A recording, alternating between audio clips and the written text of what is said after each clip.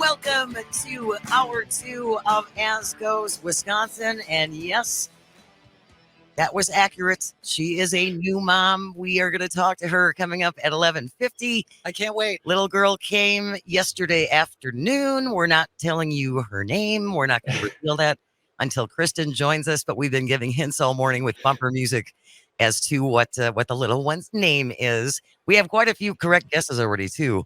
At 844-967-27. Yeah, a couple of guys, actually. A couple of guys got it right. A lot of the texters got it right. So well done. We are so excited to have our next guest joining us. It's been a few months, and so we're delighted to have him back. Dr. Michael McCutcheon is going to fix your life. Dr. Mike, thank you so much for being here. How are you? Hey, I missed you. Good to see y'all. How's everybody doing? Good. Good. Now you talked to Kristin last night? I did. She looked great. Baby looked great. Baby was sleeping like a perfect angel. Of course. One thing I can report, I hope this is not giving away top secret news. I don't want Kristin to get mad at me, but this is actually good. And I think the entire state of Wisconsin will be very happy to hear this news. The baby has Kristin's nose and not Mike's nose. Thank God. So we're good to go there. Was there a lot of concern about the nose? That was a big worry. There was in our friend circle. Yeah, I mean, it's just got that perfect little Brey nose, just boop, just a little doop, like a little Disney nose. You know, it's perfect. Yeah, absolutely perfect. Yeah, she was lovely. This perfect little angel girl, and Kristin looks great. And Mike was we FaceTime. Mike was is he glowing. Over the moon? Yeah, over the moon. It's glowing. Yeah, it was great. So yeah, I was just so happy to see both of them, and we're thrilled for them. Absolutely. Great. We are all thrilled. And again, we're going to be talking to Kristin coming up at about 11:50. She's going to do a little check-in with us and let us know how everyone is doing and how the little one is doing. So right now, though, if you ever have a question for Dr. Michael McCutcheon, you can always text us at 844-967-2789. Shoot us an email at asgoeswisconsin@civicmedia.us. Dr. Mike, we're going to start with this one, okay? Mm-hmm. I'm a 34-year-old woman, and I'm going through a tough time. My boyfriend of 2 years broke up with me 4 months ago, and my mother was diagnosed with breast cancer just a few weeks ago. My ex, who I love, but who is not emotionally mature, has reached out trying to be supportive since my mom's diagnosis. A mutual friend had told him that my mother was ill. I'm so depleted right now, it's hard to push his affection away because it feels so good. But also, I know this is a slippery slope to heartbreak all over again. Should I let my ex be a shoulder to cry on and a familiar bedfellow during these tough times? Or should I keep my distance from him to protect my heart, even if it means going through this all alone? Well, first of all, I'm so sorry. Mainly sorry to hear about your mother and the diagnosis, and that does sound like a tough time.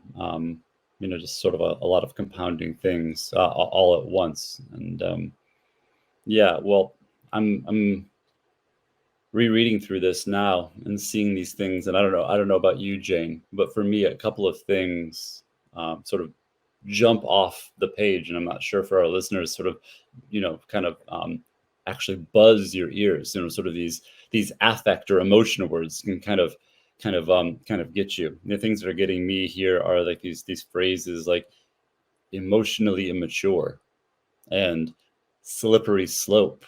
They kind of get me. They get the little hairs in the back of my neck start to Right. stand up. Right. Heartbreak all over again. This is only a paragraph that this person wrote in, and all those things popped up there. And then where I'm from, Jane, the word familiar can be a double-edged sword, personally, right? How do you mean? Familiar can sort of feel like, oh, my old familiar sweatshirt that I had from college, and it sounds all comfy. But how about the other idea that like, oh no, this feels all too familiar? That kind of tone as well, right? Yeah. This idea of familiar does not always mean, don't be fooled to be thinking that sort of comfortable is where you want to be. It might sound like a bit of a cliche phrase, but it's cliche for a reason. That the comfort zone is someplace, it can be someplace nice for a day or two, but nothing grows there, Jane. Right? So I don't know. I think I would be I would be a little wary about going back to this shoulder to cry on, as I do think that there are some strings attached there. Yeah. Whereas I think that going through all of this, quote unquote, alone would be very, very difficult for anybody. Perhaps But reaching out. Go ahead. but like you said, I mean, it sounds like she has other friends and she has Hmm. some other support, Yeah. and it when she said emotion, he's not emotionally mature. Right. So I don't know how much comfort he's really going to be able to provide. Run. Yeah, Carol just Right. said run, Yeah. and you are setting yourself up to get stomped on again, aren't you? That's up. Yeah. You really. I mean, you know, this person is kind of. It seems like they're telling us they know who this person is. They know who this man is, who the ex is, and they almost, in a sense, they want us to enable them. Is it okay if I go back to the shoulder to cry on? That's not going to be good for me. Right. Can I go? Can I have this? Can I have this cheeseburger that's going to clog my arteries, even though I know I've got a I have heart a heart condition. condition. Yeah, that's exactly right. Yeah, I think the thing I would want to say too, and this might be taking it a touch too far for this person, but I would say this to everybody else who's sort of listening and might be thinking about being in a tough time themselves and kind of generalize it. One thing we could think about when we find ourselves in a quote unquote tough time, if we can zoom out for just a second and ask ourselves, maybe we don't have to go through this tough time alone, or we don't have to put ourselves through these situations. If you can think about it, is that you get to. Maybe this is an opportunity this is an opportunity to be stronger, and that you actually, get to see what you're made of. You get to find out who else can be there for you. You get to um, find new ways of getting through a tough situation without going back to, like we said, a shoulder with strings attached, and in this case, with a whole lot of baggage. Somebody who broke up with you, Right. left you reeling for the last couple of months, who found out about this situation and came back to you in this, in this state. Who, by the way, maybe I'm reading too much into it. Who's maybe has some ulterior motives. Who's kind of finding you in this vulnerable state. Yeah. Yes, that's exactly it. And I thought too, he knows you're down, he knows you're low. You need some comforting. What a great way to get back in bed. Right. What a great way to get Exactly. back in your bed Yeah. for a short period of time. Right. Yeah. I'm not It hearing. sounds pretty harsh, but I would be, what do Yeah, you no. I mean, as far as I'm concerned, to tell you the truth, I think the most telling thing is the emotional state, that he's emotionally immature. I don't want to Mhm. hook up with that. I need Yeah. somebody who's got the ability to stand next to me and with me. And I'm with you, Jane. I think it's kind of a cheap way to get in with this woman in order to get her back in the sack. There. Yeah. How's Yeah. that? It's great. I love. Yeah. Bring. Yeah. The I think the tough love is actually what somebody in this state actually needs right now. Right. Yeah. This is not one of those situations, I think, where you just take the quick band-aid fix and just kind of get yourself, day to day, and just kind of get through. Like I said, this is an opportunity for somebody to say, who in my life can I actually capital C count on? Yeah. And Yep. this guy ain't it.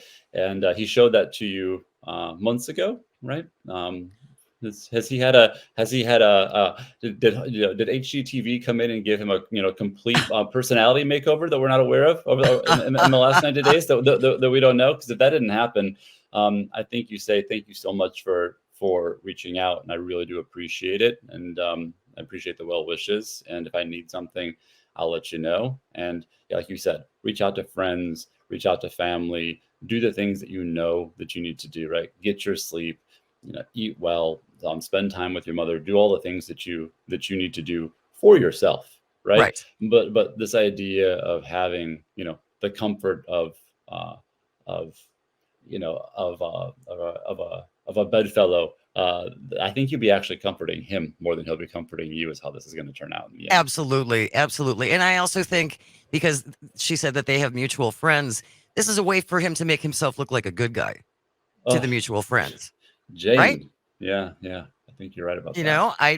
look, I came forward. I know she's down. So here I am to help her. Yeah, but you walked away in the first place.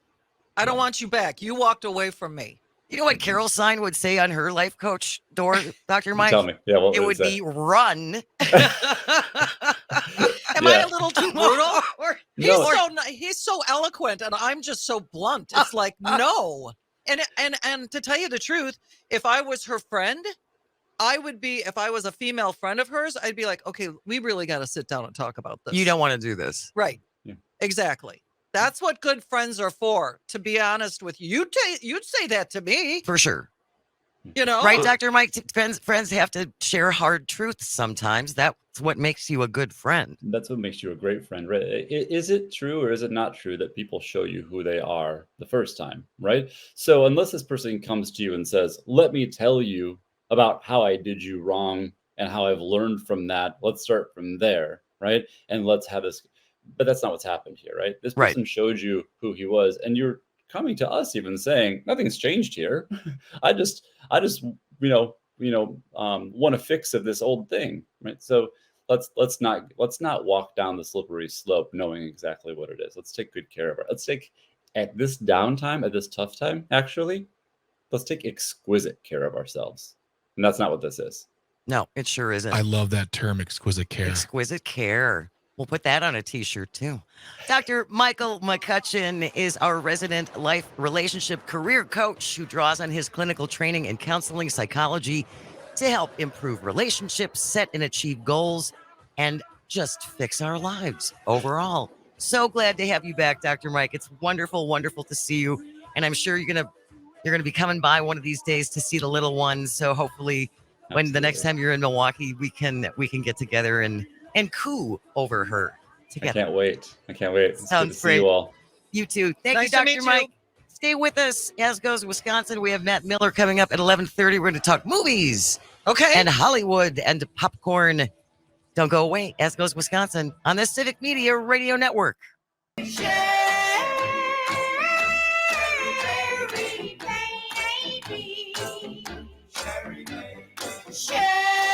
Welcome back to As Goes Wisconsin. Jane Matnair in for Kristin, Brey, joined by my co-host for the next several Fridays. Yeah, we're going to be through the rest of the year, I For the think, rest every of- Friday. To Yeah. the rest of the year. Carol Kane is here and Greg Bach is on the board.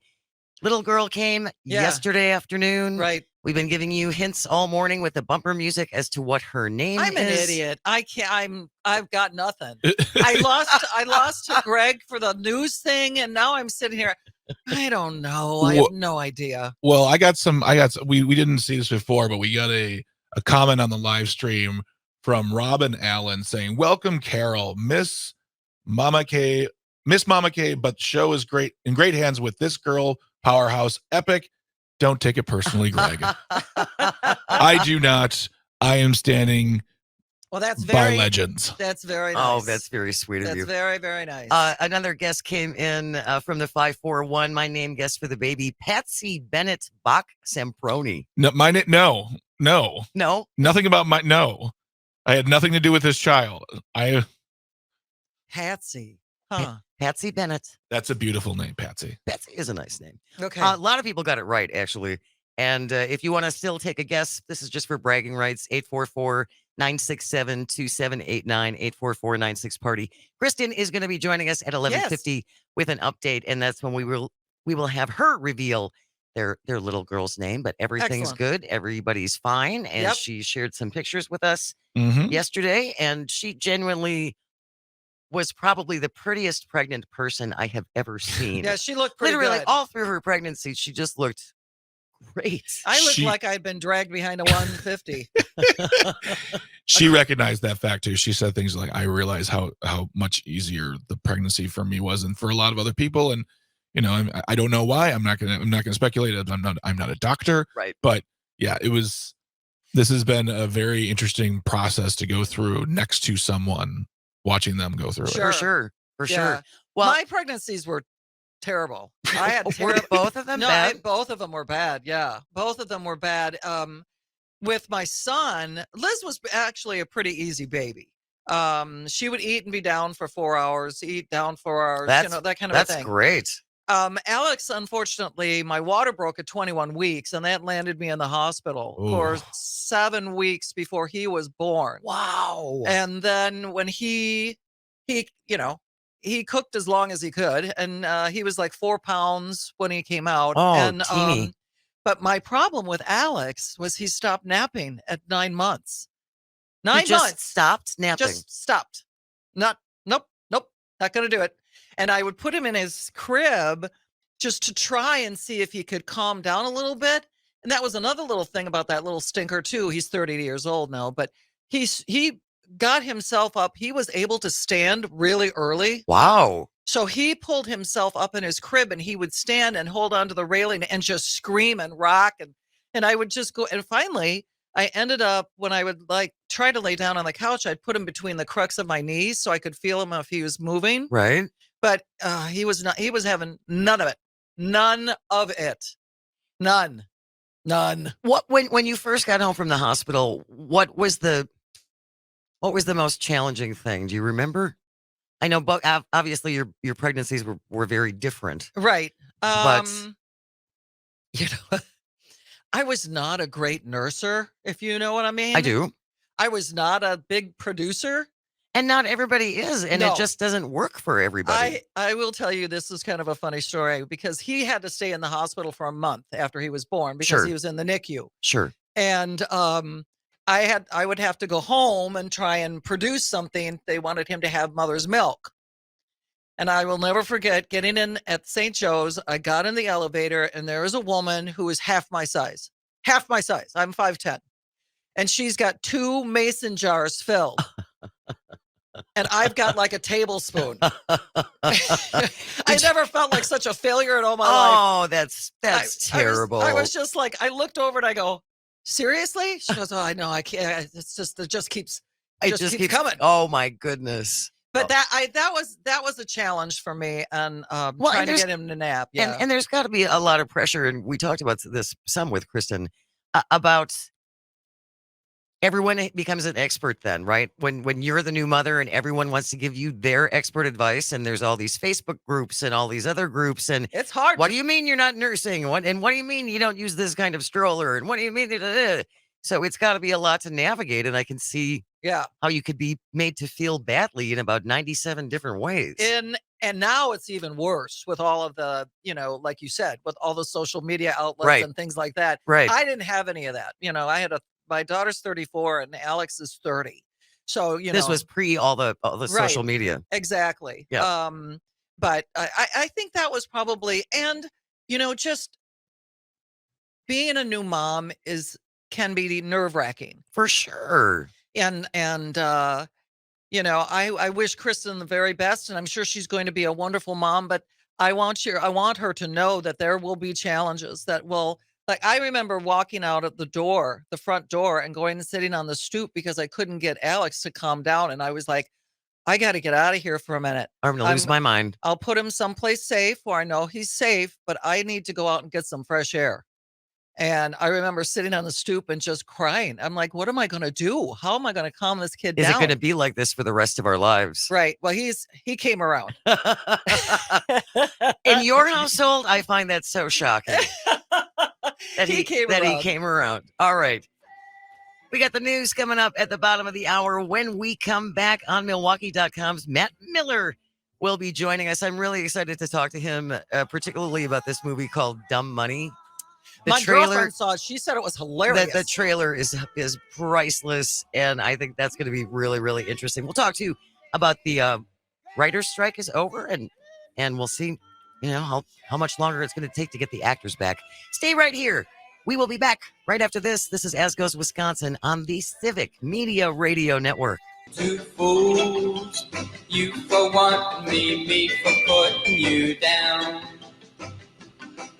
2 fools, me for leaving and you for hanging around. Welcome back to As Goes Wisconsin. Jane Matnair in for new mom Kristin Brey, joined by my guest host Carol Kane. Greg Bach is on the board. Kristin's going to be calling in about 10 20 minutes. And we'll get a Excellent. little update on everything, and we will do the big reveal of her little girl's name. But right now, very excited to have him back from onmilwaukee.com, the one and only Matt Mueller. Hello, Matt. How Matt. are you? Hi, I'm doing well. I mean, I'd be doing better if that Packer game didn't go the way it did last night, but That was ugly.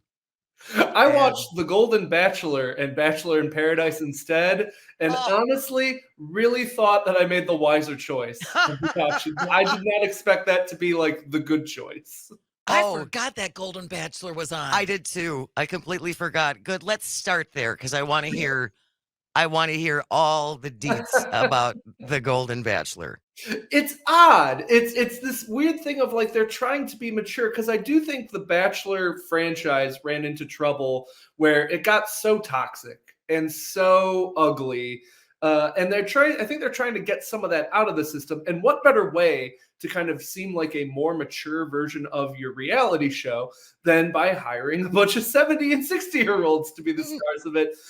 There is a niceness to it. There's an odd sincerity. It's weird watching these like really fake romance games of like handing out the roses, but done by people who seem genuinely into it and seem sincere and have lived a long enough life to know what this is. And you know that they are not here for the Instagram clout and for the TikTok likes. So it's an odd thing. I'm interested to see where the drama is going to come from. I can't imagine anyone accusing someone else of being there for the wrong reasons and stuff like that. It's like, who here do you think is here for clout on social media? But we'll see. Right now, it's kind of like the Hallmark version of The Bachelor, where it's just all like pleasant vibes. Nothing's really funny. Nothing's really that dramatic, but it's just kind of nice for an hour. That can't possibly last. No. I assume we already had a few contestants who were like, I'm going to get what I want. And I'm like, oh boy, there's going to be a very intense pickleball game coming up one of these weeks. Pickleball of death. I'm terrified because normally when they do the sports episode of The Bachelor, someone gets hurt. And like, I don't want to see one of these people get hurt. That's a serious injury for people at that age. I don't know. The whole, I just hope with the Golden Bachelor that it gets away from bad behavior being rewarded. Because, some of these young girls or these young guys, and all they're in for is just making out and having sex and all that kind of stuff. And it's just like, please, can we stop rewarding these people? Well, their bad behavior is bugging the crap out of me. Yeah, that's the kind of hope with this Golden Bachelor. Like, you have people who have lived lives, who have been married before and have experienced, true, long-lasting love in many cases. Are these people going to regress to reality show formula, or are they going to raise reality show formula up and make a more sincere, a more enjoyable? But also at the same time, is that what you want from The Bachelor? Because I will say I had more fun probably watching Bachelor in Paradise because it was trashier, because it was sillier, because it was watching, people make dumb mistakes and ruin themselves on a beach. Oh God! In love, it's this weird thing of like, do you want a more mature The Bachelor? It's an odd situation. See, and I'm just afraid at some point in the next couple of episodes, one of the women is gonna, Becky, you're just a tramp. I don't want to see that stuff. And I'm curious. Like, it's fun to watch like 20-year-olds like be catty on reality TV because you're like, okay, you're young. You're like, you're going through life stuff. Seeing 70-year-olds on TV being catty, it's like, have you learned nothing? Have you gained no wisdom across your period of time in life? They should be allowed to have fun and be catty if they want to, but I don't know if I find that very satisfying as a viewer to be like, oh, like, this is unpleasant because you should know better by now. I'm curious too, Matt, because I have seen pictures of him, the Golden Bachelor, and he's a very fine-looking man who does not like the Oscar statue. Yeah, yeah, he's a very handsome guy. He sounds like he is mid yawn at all times, but that's fine.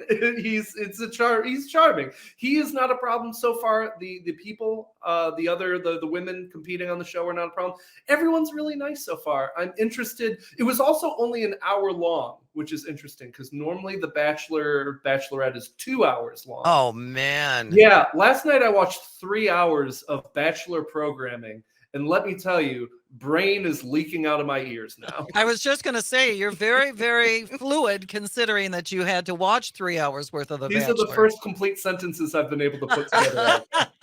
Are the female contestants all such perfect specimens like he is? No, I would say it was a kind of nice diversity. It was honestly more diverse than most, Bachelor casts. Right, there were right. people of different sizes, different races. It was nice to see. Now, how long are those people going to last? Because normally when they bring on diversity on The Bachelor, it unfortunately gets whittled down pretty fast. But Quickly. there have been efforts in recent seasons to to create a version of the show that more reflects the world we live in, which is a more diverse show. Well, now you have me curious about it because I do think It's though not if they peak TV. Don't No, be I too understand, excited about it. but I think that the fact that they're being nice and reasonable and not horrible people potentially trying to raise It's early. the influence of this genre, I just don't see that happening. It's always been reality TV has always been based on rewarding people for bad behavior, and that goes back to Survivor. Oh, sure. Win at any cost, cheat, lie, betray people, backstab people. That I think is the kernel of all reality television. Right. Right. It's the backbone of it for sure. It's win at any cost. Right. Well, and then you have the real world, and once a show starts figuring out its villains and its heroes and its archetypes, that's when you start getting, the real kind of odd behavior. And Bachelor really did, it was always, kind of seedy and silly, but it was a few years ago, it got really toxic and really unpleasant. And I think a lot of people were really getting turned off by it and just being like, why do I want it? These people aren't villainous at this point. They're just ugly people. And Why do I want it? Yeah. Change too. We did go through the kind of Ted Lasso normcoreization of pop culture, which was like, I don't know if I want to see, anti-heroes right now. I would rather see some people who do good things maybe than see people who are actively rewarded for being the worst. Yeah, I certainly don't want it to devolve into, they start hiding each other's medications and stuff. Yeah, it's going bad really quickly. Here's my Lipitor. Where's my Lipitor? Who stole my Coumadin? Again, it's like the Transformers thing of like, oh, there's not a lot of plot. Well, how much plot do you want in a Transformers movie? Right, how right. serious, how thoughtful do you want a Bachelor franchise to be? It'll be very interesting to see this play out.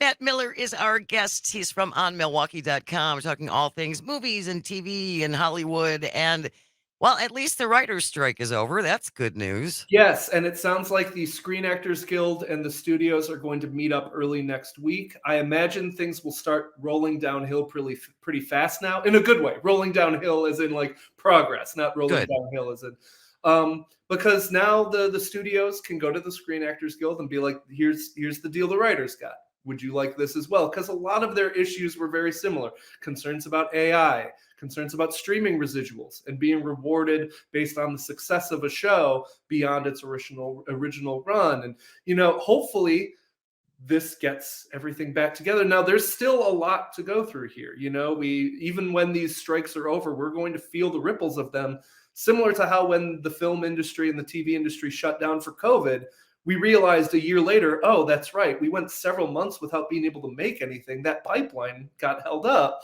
Right. So, come early next year, what does the movie schedule look like? What is the TV schedule going to look like? So luckily, we've got a lot of movies in the can already. We got some TV in the can already, but there is going to be still some ripple effects of this needlessly long strike. Because the studios refused to give what they ended up giving 5 months later. Exactly, and that was going to be my point too, Matt, is they accomplished absolutely nothing. The studio executives all the big money players in Hollywood, they didn't get anything out of this deal. They just kind of This shot deal themselves is in the foot. Yeah, this deal is great for the writers. They got Good. pretty much everything they wanted, from the kind of nuanced stuff about writers' rooms to the larger scale issues of AI and streaming. It's a great deal for the writers, and I think the frustration and the residual anger of this strike right now is, well, why did it take so long for us to get here? Why did Right. we have to, why did this have to get dragged out across 5 months? And in the Screen Actors Guild case, I think 2 or 3 months now. Why is this getting dragged out when we have what we want here? It's frustrating that the studios refuse to come to the table, and we're so vindictive and so smug in many regards, especially when the studios are, listen, we have not gotten back to normal film going yet. We have not and streaming has not found a way to become a truly viable way to make money for these studios. And they're deciding to throw this giant wrench into everything. We had Barbenheimer, and then immediately the city shut down. Yeah. That's a bad way to get people back into the habit of going into movies and of getting excited about film and about product. This art. Well, speaking of movies, and I know you haven't had a chance to see them yet, but you shared some of the ones that are upcoming, and I watched the trailer for, is it Dumb Money? Yes. It's so funny. It's so profane. I was going to cut a clip of it, and it's like, I'm going to have to edit this so heavily there won't be anything left. But what is the premise of that movie, man? Yeah, kind of a comedy dramedy, Big Short-esque, about the GameStop stock conundrum of a few years ago. It's kind of wild how this stuff gets turned around into movies and TV shows so fast now. Right. I remember back in the day when they made the George W. Bush biopic movie, and everyone was like, oh, that's too soon. And now that's just standard issue now for biopics and for these true story kind of docudramas. I'm excited for this one. It's a really good cast. You got Seth Rogen, you've got Sebastian Stan. I'm a little concerned because it's the same director of I, Tonya. And I really hated I, Tonya. I think I, Tonya is a very bad movie that is trying to do its best Martin Scorsese impression without understanding why Martin Scorsese does these cinematic things that he does. And he does. And that movie doesn't know what it wants to say about Tonya Harding or about anything, or at least things that it doesn't want to literally say into the camera, into your face. It's very smugly because it doesn't think you're a very smart person. So I'm interested to see maybe if he's figured out his Scorsese impression a little bit better now in this new movie. And, I enjoyed The Big Short, and I'm interested to see kind of this. All the reviews about it have been really good. They say it's fun and funny, which I think for this topic, you have to find a way to make people looking at stock options and screens. For sure. That's not a cinematic thing. Odd that there's no Oscar buzz around it, which tells me maybe it's not the greatest movie you'll see all year, but I think it'll be the best one you'll see about stock this entire year, I would imagine. And that's saying something. Low bar to clear. Low bar. We've got just a couple of minutes left, Matt. Anything else that you're looking forward to checking out?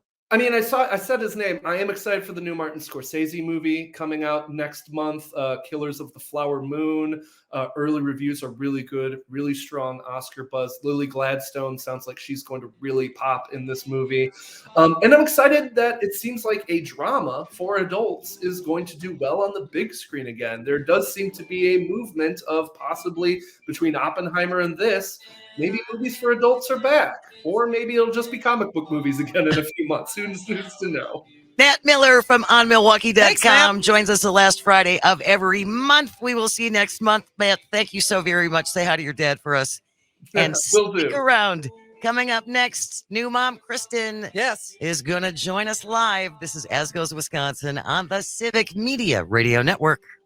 Welcome back to As Goes Wisconsin. Jane Matnair in for Kristin Brey. I am joined by my good friend, longtime colleague, Carol Kane. Greg Bach is on the board, and that is the official baby music for baby Brey Sampson, because the nursery is all elephants. Oh, is it really? Yes. Her Okay. nursery is full of elefantes. You know what? That was Elizabeth too. She Was it had really? to have. Oh yeah, she had to. She's crazy about elephants. Still. Always has been. All right. Well, this is going to be Mama's future. Wait, what am I going to do? I'm not going to give out the phone number. She knows the She's phone on number. the line right now. Good morning, Kristin, Hi, Brey. How are you ladies doing? We're good. How are you, my friend? How is everything? Everything is pretty good, I have to say. After how many hours was it? It was a trek, but we made it. And but she arrived yesterday at 1:30, and she's 6 pounds and 12 ounces. So she's a peanut, but she's long. She's 19 inches and 19.75. So Wow. she's a string bean. We knew she was going to be tall. Yeah. We knew Yeah, she would be there's probably long. no way around that. You know what, Kristin? But yeah, There is Go absolutely ahead. nobody on the face of the earth that can prepare you what labor is going to be like. Nothing. They can tell you, oh, it's painful. And it's like, oh no, I compare everything Yeah. now to labor. Everything. Is it labor? You still No. do that? Always. So you didn't forget? Because I feel like a lot of friends are like, oh, like once your kid's here, like you forget, and like we would never have another one if you always remembered how much pain the first one was. So you after all this time, you still remember the pain? I will never forget. I hold it over their heads every day. Well, we have been having people guess all morning long. We've been giving little hints in the bumper music as to what the little sprite's name is. So, and we got some really funny guesses. We got a couple that were right on the money, Nail. and they guessed it in about the first 25 minutes or so. Yep. Yeah. All right, well, Tom that's a from good LA clue and then Lynn from Oconomowoc Yep. nailed it. Nailed it. All right, so is this the big reveal? This Yeah. is the big reveal. All right. Her name is Frances Louise Sampson, and we're going to call her Frankie or Frankie Lou. Oh, Very that's nice. so I love adorable. it. I just love it. I might still call her Frances, though. Well, and that's the point. here's what's going to happen. Here's what's going to happen, Kristin. She's going to go to school, and the kids in kindergarten will tell her what her nickname is going to be. That's true. That's a good point. Because my Elizabeth was going to be Elizabeth. And the first day of kindergarten, she came home and she said, they're calling me Lizzie, Mom. And I was like, oh, are you kidding? But she's a Lizzie. She's been a Lizzie ever since. That was it. There you go. Yeah. Yeah. Sometimes you can't control these things. Exactly. You set them up, and then nicknames emerge out of initials, names, behaviors. You never know. And I know that you and Mike were kind of holding off for sure on the name until you saw her. So once you saw her, you were like, yeah, Frances Louise is the way we're going to go. Yeah. I was pretty sold on that name anyways, so it might be a little biased, but she came out and we both were like, yep, that's her. She's got a head of hair. She's pretty great. She's got a head of hair. Boy, does she ever. Yeah. So I was not expecting that because I feel like I was a baldy, but she's got some hair. She's sleeping well. She's nursing well. Oh, good. Everything's really good. Yeah. Good. So we're pretty happy.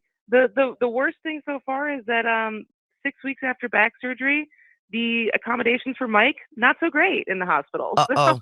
Ooh. That's been a little rough on his back, but we're making do. I find that so interesting, though, that hospitals where you're supposed to go and rest and recuperate are among the most uncomfortable places on the planet. Yeah. And that just seems, kind of diametrically opposed. Here's a bed that feels like a tiny jail. Right.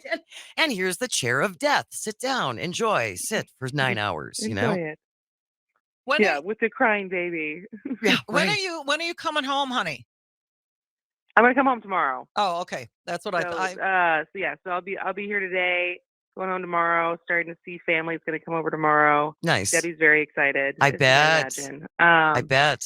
And so yeah, but I have to say, we're at Aurora Sinai, and the staff here has just been above and beyond. They've been everyone from all the nurses to all the doctors to the lactation specialists, like if you can choose where you have your baby, I would highly recommend.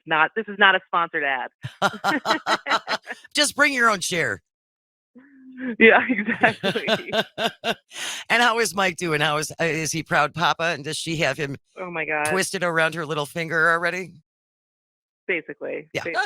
he's done for. He's doomed. Yeah, he's a natural.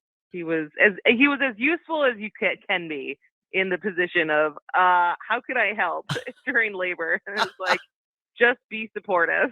Just do that. Yes, just Yeah. do that. Yeah. And did he elect to see her arrive? He did. He did. Good. Indeed. He did. He got the cord. He saw her arrive. He was not freaked out at all. He did not have to sit down because he got lightheaded. He was a champ.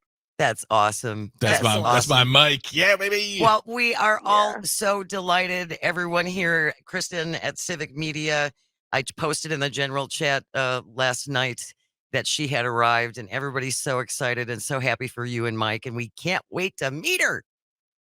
I know. I can't wait for everyone to meet her.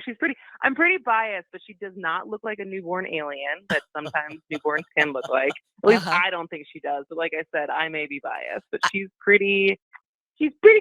She is pretty cute. You shared a text picture with us this morning. She does not look like Don Knotts at all.